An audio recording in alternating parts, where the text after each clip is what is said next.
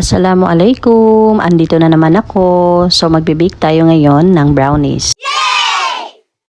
So mag-start tayo in an empty baking bowl, mag-add ng 3 packs of ready mix brownies. Shoutout nga pala sa star sender ko na si Eranio Bipiron at si Liane.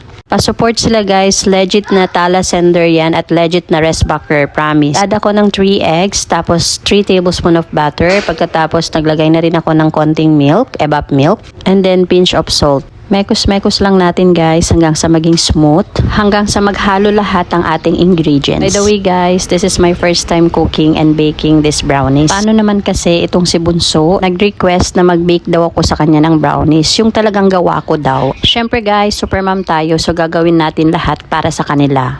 So smooth na ang kanyang consistency. So in a baking pan, naglagay ako ng baking paper at saka naglagay din ako ng butter para di dumikit yung ating brownies. Heat natin ng oven sa 250 degrees Celsius. Bake natin sa 30 to 40 minutes. So ito na pala siya guys after 40 minutes. Dito na lang guys. Follow and share. Enjoy watching!